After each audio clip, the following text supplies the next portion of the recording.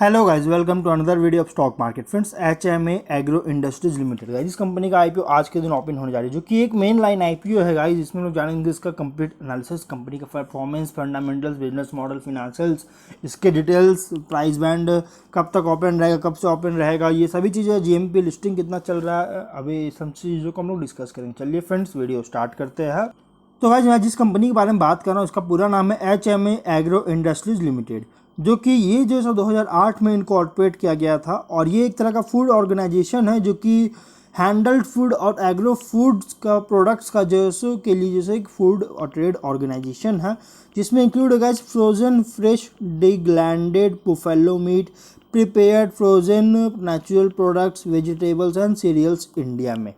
HMA agro जो है ये one of the largest exporters है फ्रोजन बुफेलो मीट प्रोडक्ट्स का इंडिया से। और लगभग 10% इसका इंडिया का जो टोटल एक्सपोर्ट होता है फ्रोजन बुफेलो मीट का, उसमें से 10% का इसका जो मार्केट शेयर है कंपनी का।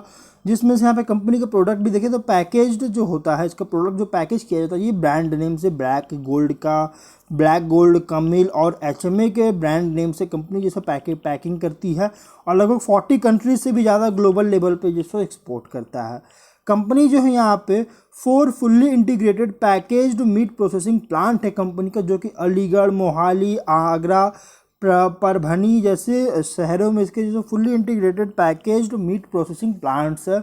और ये जो है यहाँ पे और 5th fully integrated owned meet product processing unit, जो कि हरियाणा में भी सेटअप करने का ये जैसे प्रोसेस में है, मतलब सेटअप करने वाली है, जो एक बहुत बड़ा अपडेट निकल के आया है कंपनी का। यहाँ पे देखिएगा तो यहाँ पे 23 का डेटा के अकॉर्डिंग Q2 में, मतलब सेकेंड क्वार्टर में, उन्नाव में एक एडिशनल प्लांट्स का भी एक्वायर किया गया है, जो कि एक्वायरिंग करने का प्रोसेस भी चल रहा है।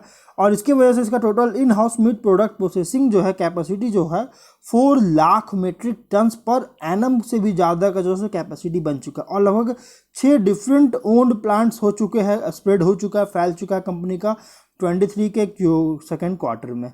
एचएमए एग्रो जो है ये लगभग कि 2 इसके additional secondary level meat processing units है इसका खुद का, जो कि जयपुर और मानेसर जैसे शहरों में।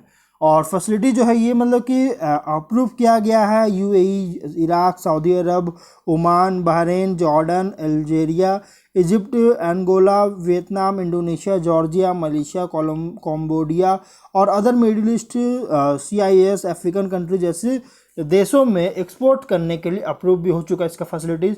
जिसमें यहाँ पे अप्रॉक्सीमेटली 90% का जो सेल होता है ना, कंपनी का जो सेल होता है, ये एक्सपोर्ट के फॉर्म से ही सेल किया जाता है। इसके अलावा 90% का एक्सपोर्ट सेल होता है, बाकी 10% का सिर्फ जो है इन डोमेस्टिक सेल, क्योंकि यहाँ पे कंपनी डोमेस्टिक नहीं बल्कि एक्सपोर्ट सेल वगैरह कर रही है।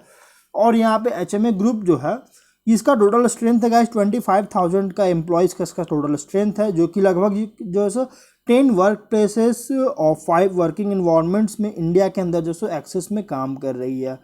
और कंपनी का बिजनेस मॉडल बहुत ही स्ट्रॉन्ग है। अगर हम इसके बिजनेस के बारे में थोड़ा सा और जाने तो हम उसकी वेबसाइट पे चलते हैं, जो कि इसका नाम है गाइस, लिंक है hmagroup.co, जो कि देख सकते हैं इस तरह का इसका बिजनेस मॉडल है। इस तरह से कंपनी वेजिटेबल्स वगैरह फिर बुफेलो मीट वगैरह भी सेल करता है। देख सकते हैं इस तरह का इसका बिजनेस मॉडल है। क्या क्या प्रोडक्ट्स इनके फर्म के बारे में यहाँ पे आप लोग पढ़ सकते हैं, जो मैंने ऑलरेडी अभी बता रखा है। फिर इसके बाद यहाँ पे कंपनी जैसे इंटीग्रेटेड और हाइजीन प्लांट्स भी है कंपनी का, integrated modern meat processing plants है कंपनी जो है यहाँ पे, फुल्ली फंक्शनल रेंडरिंग प्लांट्स भी है, ETP भी है प्लांट जो सो APEDA से जो है के द्वारा जो है अप्रूव किया गया है। यहाँ पे देख सकते हैं ISO सर्टिफिकेशन भी कंपनी पर है। बहुत ज़्यादा इसका देख सकते हैं कंपनी का बिजनेस जो है बहुत ही स्ट्रॉन्ग देखने को मिल रहा है। अगर हम इसके देख सकते हैं पर डे जो है 599 मिलियन टन का पर डे जो है इसका कैपेसिटी है। 99+ टाइप के फूड प्रोडक्ट्स भी कंपनी के हैं। इनके प्रोडक्ट्स वगैरह देख सकते हैं गाइस किस तरह की प्रोडक्ट्स इनके हैं, इस तरह का प्रोडक्ट्स कंपनी जैसे सेल कर रही है। अगर हम लोग बात करें इसके बारे में थोड़ा सा और जाने तो हम लोग इसका स्ट्रेंथ और रिस्क देखते हैं। तो कंपनी का स्ट्रेंथ क्या है, यहाँ पे प्रोडक्शन क्वालिटी और वेल स्टैब्लिश सेटअप कर चुका है, वेल एक्सपीरियंस्ड मैनेजमेंट टीम है, लॉन्ग स्टैंडिंग रिलेशन बना कर रखा है अपने कस्टमर बेस के साथ, और वेल स्टैब्लिश्ड मार्केटिंग सेटअप भी रखी है, वेल डाइवर्सिफाइड मार्केट रीच है कंपनी का। अब रिस्क क्या है, तो company promoter director company subsidiaries group company पर कुछ लीगल प्रोसीडिंग्स वगैरह मतलब केसेस वगैरह चल रही है, और कोई भी डिसीजन इस कंपनी का अगेंस्ट होता है तो इसके बिजनेस से बहुत ज़्यादा अफेक्ट पड़ सकता है।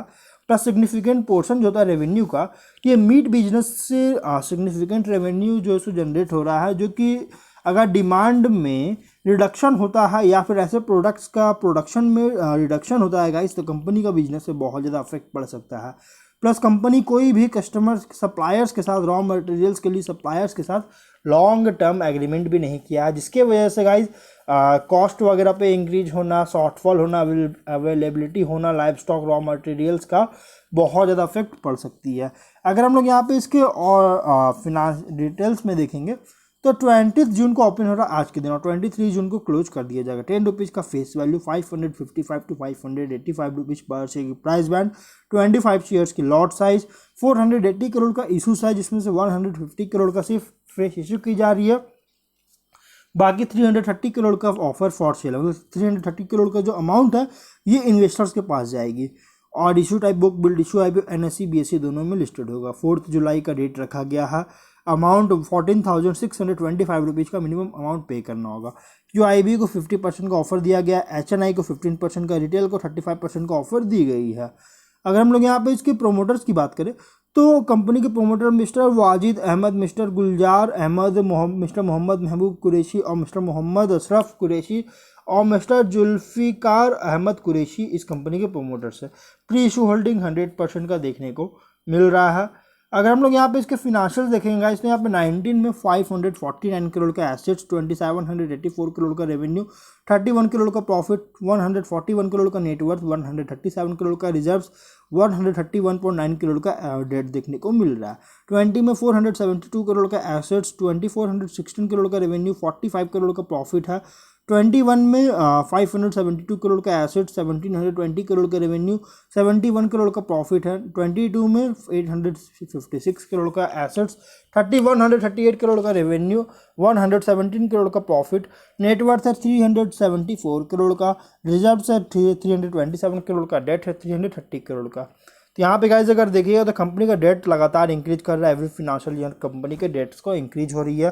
प्लस उसके फिनेंशियल में देखिएगा तो यहाँ पे गाइस 20 में कंपनी को बहुत ज़्यादा सफ़र करना पड़ा था, एसेट्स रेवेन्यू प्रॉफिट बहुत ज़्यादा गिरावट आई थी। 21 में भी कंपनी के रेवेन्यू में बहुत ज़्यादा फॉल देखने को मिला था, शॉर्टफॉल देखने को मिला था, लेकिन 22 में एक सडन बूस्ट भी देखने को मिला है, बहुत अच्छी ग्रोथ हुई है, जो कि एक फ्यूचर में सस्टेन को लेकर बहुत ज़्यादा मतलब कि डाउट क्रिएट कर रहा है। अगर हम पी रेशियो देखें तो 19.4 टाइम का है और EPS 18.83 रुपीज़ का बहुत ही शानदार रिटर्न ऑन नेटवर्थ 28.78% का देखने को मिल रहा है। ऑब्जेक्टिव क्या है तो वर्किंग कैपिटल रिक्वायरमेंट और जनरल कॉर्पोरेट पर्पस के लिए IPO लाया गया। तो यहाँ पे कंपनी जो है यहाँ पे बहुत ही शानदार है, इसमें कोई भी डाउट नहीं है कि ये जो है सो कुछ इन्वेस्टर कंपनी के कम्युनिटी के द्वारा जो है सो इसमें एक इसके अगेंस्ट देखने को मिल सकता है। और लेकिन यहाँ पे कंपनी जो है यहाँ पे अप्रीहेंसिव, यहाँ पे काऊ मीट का जो है टोटल मिसलीड किया जा रहा है काऊ मीट को लेकर इसका कंपनी के बारे में, इसलिए इसमें कुछ इन्वेस्टर्स कम्युनिटी के द्वारा जो है इसके अगेंस्ट देखने को मिल सकता है। कंपनी जो है यहाँ पे फ्रोजन बुफेलो मीट का एक्सपोर्ट करता है, जब ना कि काऊ मीट का, जिससे बुफेलो मीट का एक्सपोर्ट करता है। और ये जो कंट्री मतलब कि लगातार ओवर ईयर में जैसे राइज होता हुआ देखने को मिल रहा है। और बहुत सारे रेगुलेटरी वगैरह बॉडीज़ वगैरह भी जैसे यहाँ पे कंट्रोल भी हो रहा है, के द्वारा कंट्रोल किया जा रहा है, जिसमें इंक्लूड है APEDA। और 23 के एनुअल अर्निंग्स के अकॉर्डिंग प्राइस जो है एक रीजनेबल प्राइस पे IPO भी आई है। तो यहाँ पे मीडियम टू लॉन्ग टर्म के लिए आप इसमें इन्वेस्टमेंट करने का सोच सकते हैं। लेकिन अगर हम यहाँ पे लिस्टिंग इनकी बात करें तो 28 रुपीज़ का GMP चल रहा है और लिस्टिंग 4.79% का देखने को मिल सकता है। तो एवरेज लिस्टिंग भी मिल रही है गाइस, उतना कुछ खास लिस्टिंग नहीं मिलेगा। तो अब हम लोग जो है वीडियो को यहीं पर एंड करते हैं। अगर कोई डाउट है कमेंट बॉक्स में पूछे, मिलते हैं नेक्स्ट वीडियो में। Till then bye bye.